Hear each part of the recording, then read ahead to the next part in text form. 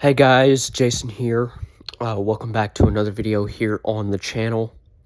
And in today's video, I'm going to be talking about Rivers of Nile's new album, their self-titled album called Rivers of Nile,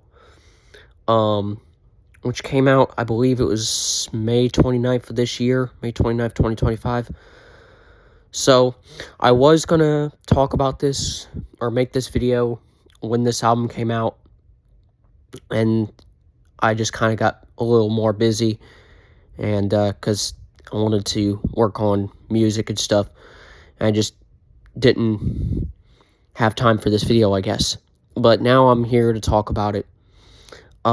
Before we get into it, I just wanted to say a couple announcements. So first off, when it comes to my music, I will be releasing another song from the Colors album this Friday. That will be coming out. And then also, the first track of the Week will also be coming out this coming Friday as well.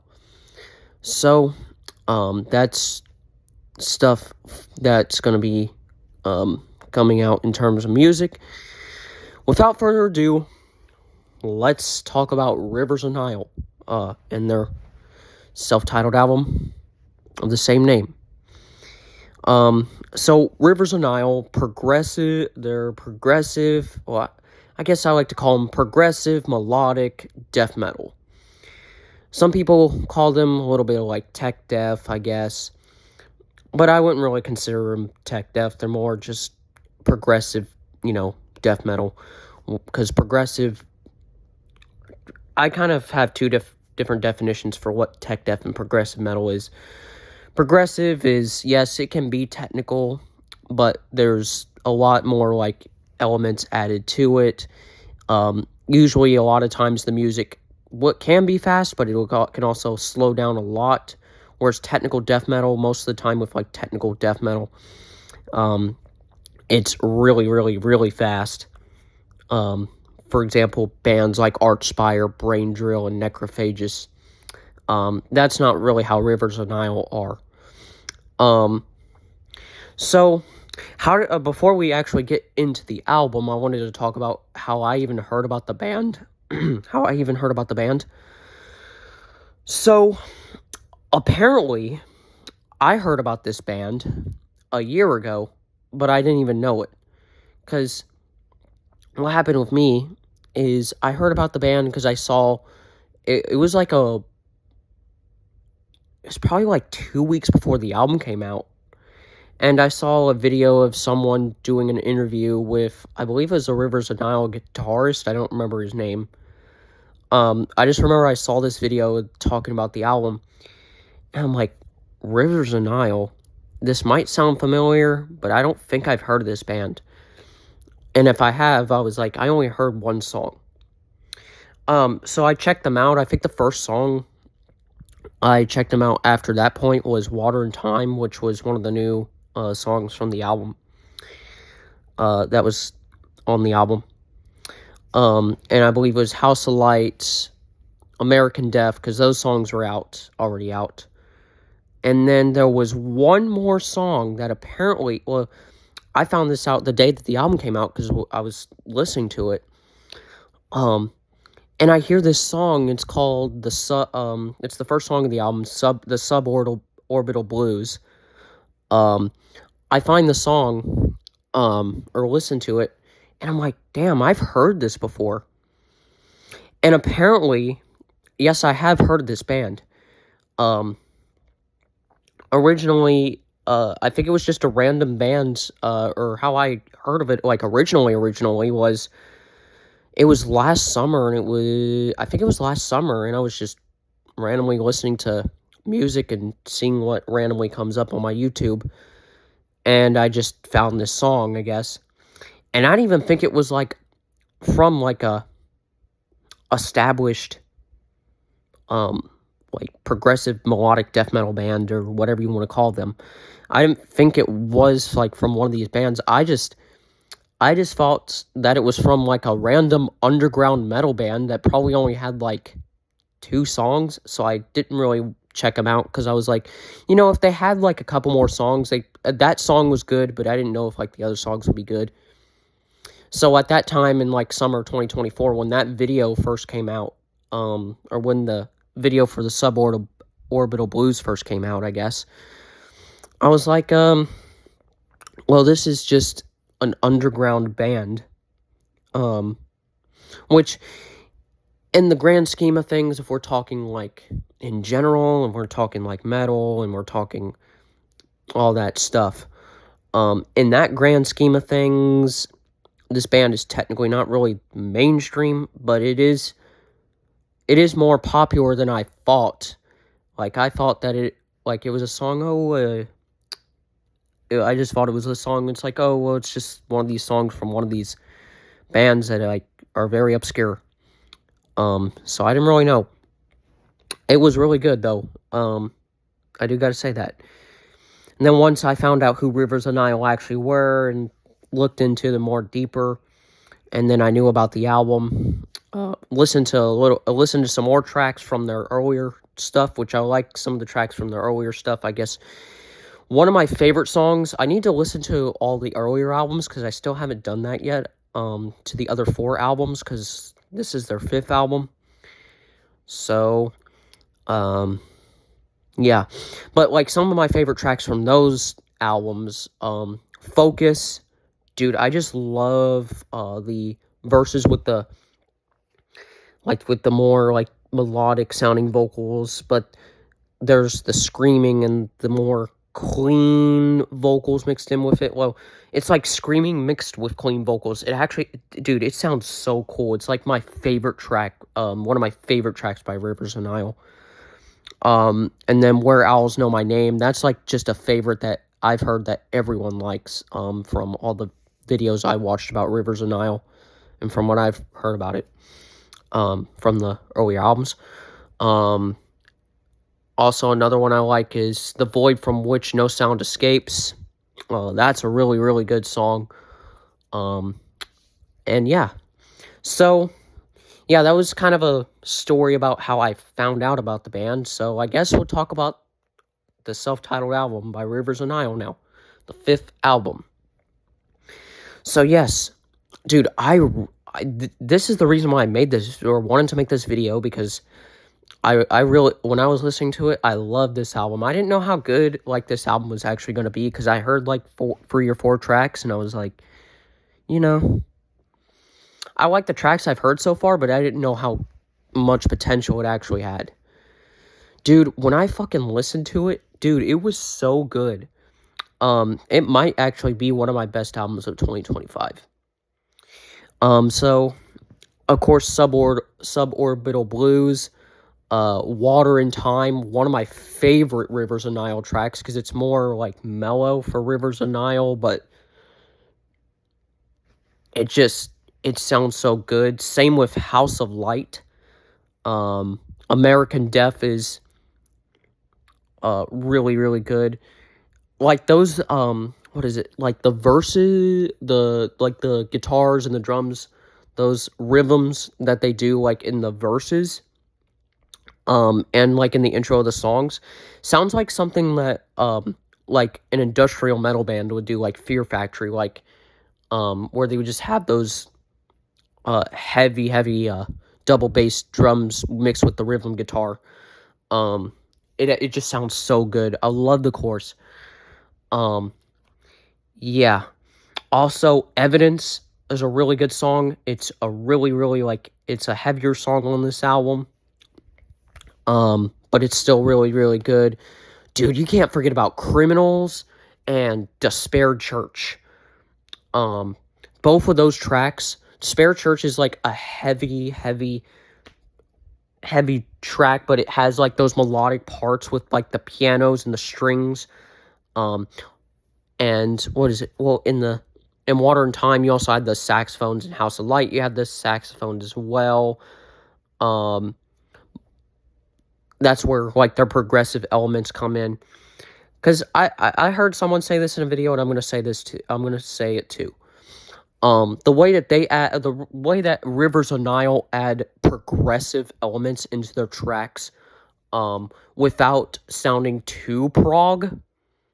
Well, the way that they put it was making them sound like nerdy prog. And what I mean by nerdy prog is something like Dream Theater or, I guess, Rush to a certain extent, where the tracks are just long. Like with on a Rivers of Nihil album, you're not gonna hear tracks like that where, oh, let's see how technical we can play. Let's see how long we can make this epic. You don't really see that on the Rivers of Nihil album. Whereas like on a Dream Theater album, like you would see like those types of elements, and stuff, or even like on Animals as Leaders, even though I guess you could consider them prog. I mean, their tracks are kind of a little short, but still, Rings of Saturn, even though technically they're considered tech deaf, but they have like prog elements too. But you're not going to hear something like a 24-minute track like Octavarium. You're not going to hear that type of music on this album. Like the longest track I think on this album is like 6 minutes. Like there's no track on this album that's over 7 minutes. Yes, there's long tracks, or there's long tracks or longer tracks when it comes to like in general, because usually an average track is like 4 minutes. But like when it comes to prog standards, the tracks are not overly too long. And yeah, so back to the album. Of course, Despair Church, what was I talking about? Despair Church and Criminals. Dude, those, like, the bridges of both of those songs, especially, like, in Despair Church, where, like, the deep vocals are added mixed with the, regular high-pitched, clean vocals. Dude, it just makes for a great bridge, in how they incorporate, like, and how they mix the lyrics into that, too. Also with Criminals, with the eerie soundscapes and the eerie vocals in the bridge. It just makes for a great track. Dustman is also really good. And then, dude, the closing track, Rivers of Nihil, the self-titled track. Perfect way to close the album. Perfect way to close the album. Dude, the closing track just sounds so good. There's like this emotion to it. Like, it's like, I don't know how to explain it. It's like you found a purpose. You found like what you needed to accomplish, I guess. Like, that's the way I can explain how the track just brings that emotion to close out the album, I guess. Oh yeah, and back to Criminals with the band. That's the song. That's like the song that has banjos. I like the way that song ends too. Because like the way that song ends, it's like it slows down. It signifies that. Yeah. So, it just signifies the end of that particular song. Yeah. So the whole other reason why I like this album is I like the whole like lyrical themes that Rivers of Nihil address on this album. I mean, I really don't pay attention to a lot of lyrics, but like on this album, there's like a lot of lyrical themes. They address like the media and what the media has done to our world. They also address like that's kind of pretty much like what American Death and maybe like Despair Church they address like the problems like with America and how we can fix them. With Criminals, they talk about like it talks about like war or all these people going out to fight wars, or like all these politicians doing things and doing certain things with the world, and how we kind of just sit back and we don't really do anything. We don't really put any input into the world. So it's like, look what you've done. You haven't put like any effort into this, I guess. And yeah, that's just a couple examples. House of Light is like finding the purpose, finding like your good side, I guess, to things. Suborbital Blues is all about questioning like existence and how existence is not eternal, how like existence in this world, at least in this world, is temporary. And yeah, so that's pretty much the lyrical themes. And going back to like the whole theme of existence, I feel like the whole theme of the album is time, existence, finding purpose, and finding the good side to everything, because to the bad side, there's always a good side. And you really see that with like these, like the end of some of these songs too, like, because you hear the clock in the background. You really see that with the end of the Suborbital Blues, the first track, and then with the end of what is it, Despaired Church into Water and Time, and then the end of Rivers of Nihil, the self-titled track, to end the album. It's like you just know that there's this underlying message of themes, which, like, the main one in this album is time. Like, in their first 4 albums, I guess, like, because I haven't listened to them yet, so I don't really know, like, what I've heard is that the underlining theme for, like, those first 4 albums are the theme of the seasons, I guess.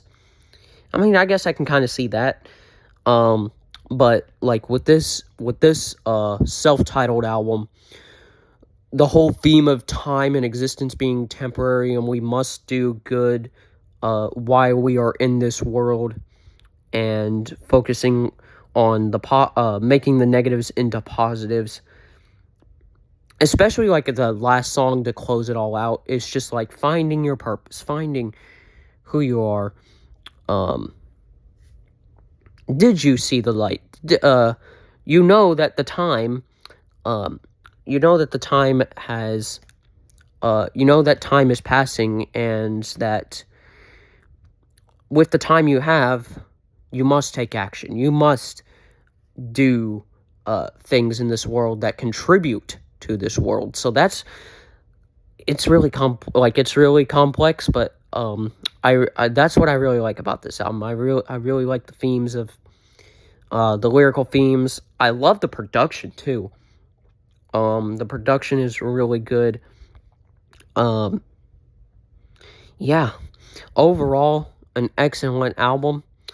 And I don't do a lot of album reviews just because, yes, I do listen to albums, but I only usually like to do an album review if it's really, really, really good, or